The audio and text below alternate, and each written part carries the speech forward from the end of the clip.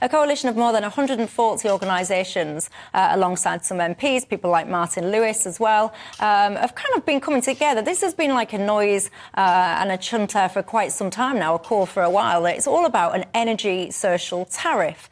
It's all because, of course, we all know by now that bills are going up. Lots of people are going to be struggling to afford their winter heating. Where are you on this? Do you think we should have a social tariff for the poorest in society? Absolutely, we should. It's a no-brainer, so far as I can see. I mean, this winter is going to be a crisis time for potentially millions of families in our country. They are going to find the increases in their energy bills crippling, what with the rises in interest rates as well, where some of them are paying a lot more on their mortgages, what with the fact that, as we touched on before the break, real wages are still falling.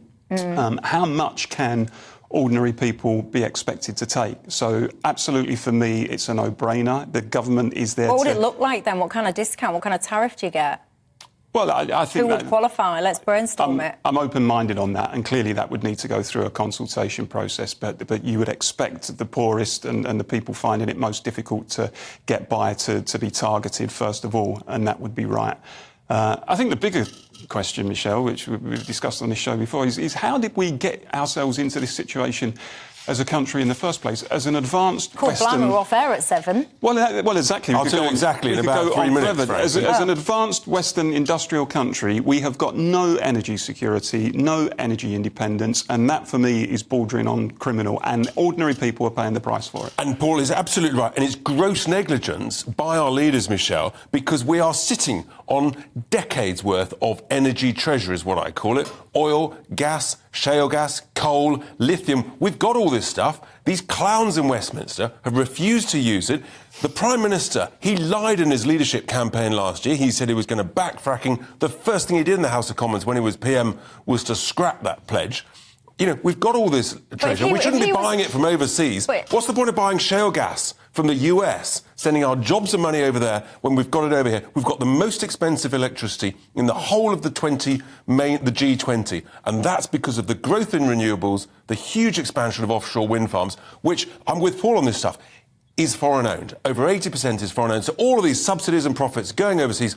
Paul's right on this. Whether you call it a social tariff, a subsidy, remember, our energy bills are double what they were 2 years ago, and that's fundamentally because of this failed energy policy. Right, so if Rishi Sunak was here now, I'm sure he's watching at home making notes, but if he was watching, he would say, well, firstly, I didn't lie. What happened was he made these promises, probably when he looked at the detail and probably listened to some of the opposition, he probably started tweaking things. No. But whilst all that's fascinating about the longer-term picture and the history of how we've got ourselves here and you know, historically, in the here and now, you know, coming up to winter, the next couple of months, whatever, you're going to start to really, that cold is going to chip in.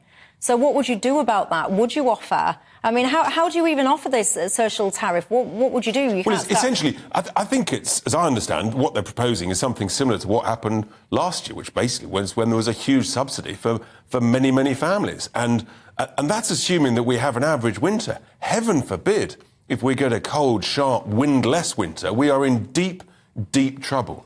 And I do worry severely about that. We've got to be, as Paul rightly said, we've got to have energy security, energy reliance, and if we're exposed to buying energy from overseas, we are vulnerable. What about this winter fuel allowance, then, for pensioners?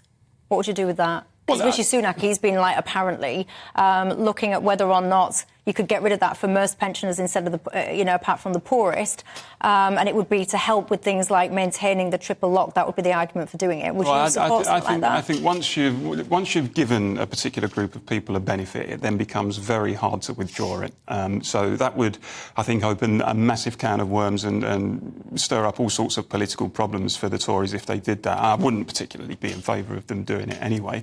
The government has got to intervene in order to subsidise the poorest families and those who are going to be struggling to make ends meet. It really is that simple. The government is there as an agent to be on the side of ordinary people when they are struggling to cope, whether that's economically or in any other way. And this seems to me to be a fundamental example of where the government should intervene. More widely, we need to, as you might call it, re-energise the country.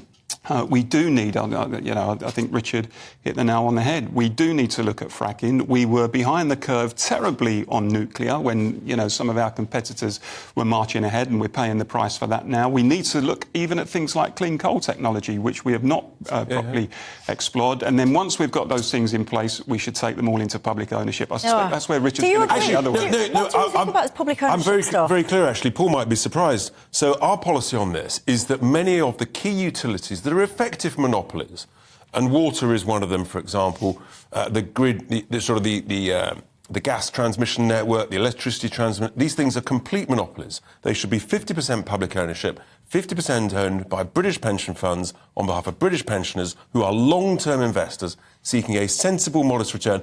But where we differ, I suspect, is privately managed by smart people in the private sector. And you have a long-term plan, that's the best solution. But are you suggesting if you're that keen on people... offshore renewables, for example, that's what we should be doing with those. But you're presenting this as though it's rocket science. I mean, private organisations, you're saying we'll get smart people running these private... The organisations now, they're not going around recruiting thick people. They're already proactively trying to seek the best people to run those private enterprises as they currently stand. Correct, I agree. But my point being that generally governments are very good at funding things, they're very bad at managing things. So you want a joint venture between public ownership, 50%, and then the pension funds with private sector management. That's the win-win-win. But you can't have a 50-50 ownership model because... Yes, you can, absolutely. 49-50, well, who gets the final say then in a dispute? Who gets, do we do it this way? You have an odd number on the board of directors. It's very simple, Michelle. Well, what do you think to this? What do you think to this? Because there's a lot of chat about this. I'm not in favour when it comes to just this general kind of concept about renationalising things, because I look to, when you talk about water, and I use this example all the time, places like Scotland, for example, and people will point to Wales, for example. Michelle, why should there be... The water in Scotland is not a beacon. He's going to say the water in Majorca then. No. The water, the situation in Scotland, when it comes to, for example, when it comes to cleanliness or whatever, leaks, in terms of the monitoring systems that they even have to track the quality is way behind England. Of course it should be improved where there are shortcomings, but I've never understood this idea. Why should there be things like, people say, competition in things like the energy sector? Why should an elderly or a vulnerable person, when all it is getting the power supply, the energy supply into their home, be expected to go onto the internet and spend 4 or 5 hours looking for the most attractive... If you go to a restaurant, you might want to look for the most attractive meal. If you buy a suit, you might want to go to the most attractive shop.